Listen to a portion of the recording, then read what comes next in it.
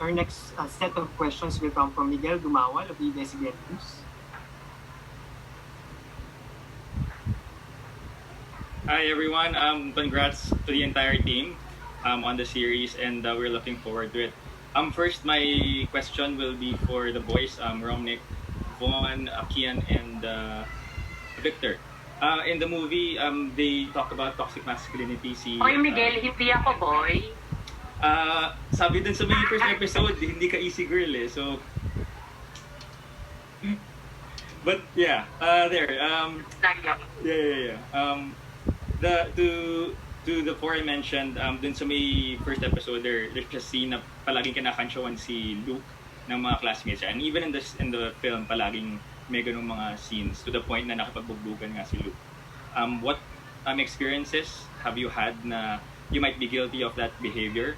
And paano nyo na natutunan na hindi siya tama? Toxic masculinity.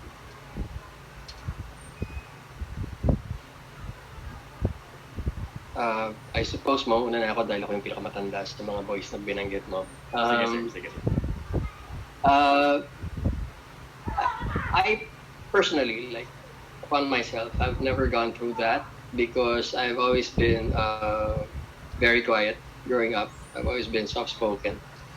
I've had friends who would call out some of our other classmates, and I have this thing where I like to observe people, and I've observed my friends who did the calling, and my classmates were being called out, and I realized it hurts them. It hurts them, it offends them, and they feel alone, and they feel scared, and being a small guy like myself, I wasn't very big when I was young.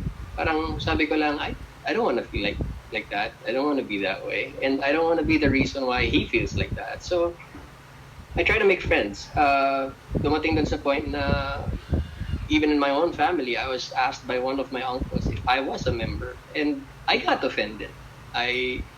Not because I wasn't or I was. It was because parang, whoa, it's the way you use your words, it's the way you talk, and it's the way your voice sounds that is offensive. Na parang there is something ultimately vile and wrong with this kind of personality, and I don't want to feel like that. I don't want to be like that. And so I told myself, I just won't do it. Especially, I have to admit, I did not agree with him when I was young, pero it wasn't reason enough for me to bully anyone, and I'm just happy that I never had to do it. Not to say that I'm a better person, just to say that I guess even at an early stage I was a little bit more sensitive as to how people would feel, and I wanted people to feel the way I'd want to feel. Like you're always safe, you're always welcome to share your opinion, you're always a part of a bigger group, and so personally I never practiced any of it. Growing up, it was late. I have to say, I became an ally pretty late. Siguro mid-20s now when I started saying things like, "Tol, stop. Tigilan mo. It doesn't make you a better person. Doesn't make you a stronger man. Doesn't make you anything. It just makes you a..." Sorry, di ba? Wala eh. Hindi mo pwedeng gawin yan, and you're not supposed to do it. If you don't agree, then don't agree, but don't put people down. Ganun lang. And when I became a parent, it was even more apparent that you have to stand up, especially for young ones. Not necessarily your own children, but sometimes you see young kids being bullied into and being called names, and it just shouldn't happen. So, I think it's part of how you're raised, how you grow up, and the kind of environment you're in. But really, it's not necessary at all. Toxic masculinity, that is. Thank you, sir. Thank you. Ako naman, actually, I 100% agree with Sir Romnick. Coming from the youth perspective, me personally, when it comes to toxic masculinity, whenever I've met people who are toxic when it comes to someone's masculinity, I tend to really cut them out of my life because, of course, you don't really want that type of toxicity to be part of your life.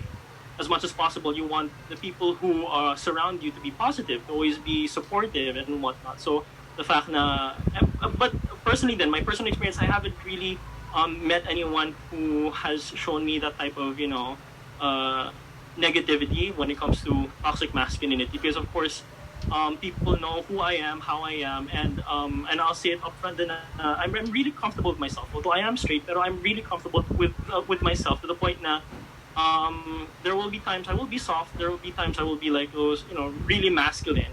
But the reason why I'm like this is because it doesn't matter to me. I am who I am. If you cannot accept me, then it's better if you move on with your life without me. So that's just me personally. But in general, I think it's best then we have to try to reduce toxic masculinity as much as possible because, of course, not just for people older than us, but of course ang focus natin is the youth because we don't want to really influence people who are younger than us to be like this, to be negative, to tell them na parang men should always be strong and we never cry and whatnot. Because of that type of negativity is what affects a lot of men nowadays. Na parang we're afraid to express our feelings. We always have to be hard and strong, but deep down inside, it's really hurting us. And all of that is really the major cause of toxic masculinity. So I think it's best to really, it's impossible to completely obliterate it, but it's best to really reduce it as much as possible, especially sa youth. We have to be a good influence, and I think this series shows a good message of that. Thank you, Kian. Yeah. Could I go next? Go ahead, Victor. Miguel, yes, exactly what Kian mentioned also. Because back in the days, the gold standard of a man should be like yung maskulado talaga, balbas sarado, tapos hindi ka pwede mahina. As soon as makita yun ng mga tao, nako, yan dyan na nagsisimula yung toxic masculinity. But again, it's a new era. We're living in a new time na, hey, it's okay to be soft. We welcome that. It's actually, who wants to be bullied? I hate bullies, If I see a bully, I will bully that bully. I'm that type of person. And, it's respect. It's respect at the end of the day. Tao pa rin yung nasa kabila. And me personally, I remain indifferent kasi. And this industry, the showbiz industry, modeling industry, I've been immersed with the whole community and observing na parang after all, we're all human beings. We share the same values, we share the same beliefs, and it's just sad na may snippets pa rin of what used to be the standard of a male figure, and it's good that we are changing our perspectives about this slowly, but it's actually a huge step already. And this show is also on that side, na showing that hey, it's okay, and we'll stand up for who you are, for what you are, for what you believe in. Just we're all human beings at the end of the day. We're all we share the same space. We live in the same area. We live in the same planet. So yeah. Copy. Thank you, Victor. Ako naman po, Von po, hello po Sir Miguel. Hi, Von. Growing up po, I've seen a lot. Siguro mga elementary ako. Nakita ko maraming mga classmates kong nabubuli because may soft side sila. And I've realized na may soft side din pala talaga yung mga lalaki. It's just that yung culture natin as a Filipino, napalaki tayo na parang kailangan yung lalaki ganito, kailangan yung lalaki makisig, kailangan yung lalaki hindi malambot. Pero I've realized na we're just human beings, di ba? Marami tayong mga hindi pa na discover na personality sa sarili natin. Even yung mga guys, unti-unti nilang na discover na may soft side din pala sila. It's just that maraming ngayon yung natatakot din talaga. Tama yung sinabi ni Kian na parang ang daming natatakot ng mga guys ngayon na i-express yung soft side nila because yung culture dito sa Pilipinas is parang na-impose sa atin na kailangan yung lalaki ganito, kailangan yung lalaki para makisig lang. And it hurts me kasi I mean, it's a matter of respect nga, sabi nga ni Sir Victor. Respeto lang tayo kasi may puso din tayo eh, 'di ba? Marami din tayong mga pagkukulang, marami din tayong imperfections sa buhay natin. It's just that na parang kailangan lang din talaga natin i-accept kung ano yung meron sa isa't isa. Tanggapin natin kung ganun sila, tanggapin natin. Huwag tayong maging toxic, huwag tayong maging huwag natin ipalaganap yung stereotype na lalaki ganito, yung babae ganito dapat. Marami tayong mga yung sinasabi na diversity of personalities, kumbaga. Hindi pa natin na-discover, pero sana dumating yung araw na matanggap ng marami na marami tayong iba't ibang personalities na dapat matanggap. Kung sino tayo, yun tayo.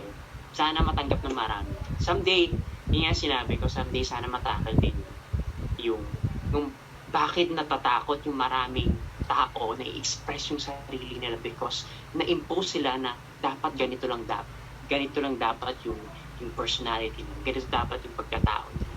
So sana mabigyan boses din yung marami, lalo-lalo na even straight guys, 'di ba? Na wag kayong matakot i-express, wag kayong matakot maglambing sa mga tropa niyo, say I love you. Kasi nararamdaman niyo naman yun eh. Kung nararamdaman nyo, ipakita nyo. Kung nararamdaman nyo, sabihin nyo. Di ba? Yun lang po. Thank you, Juan. Grabe, sobrang well-spoken ng mga gents natin dito sa sa series. Next question na lang, last, MJ and Justin. This is for Jody, if she's still on board, and also Direct Dolly and Adrian. If Miss Jody, if you can see, sagot na rin po tayo sana. So the film and the series tackles religion in the traditional way, yung teaching ng mga all-boys schools, Catholic schools.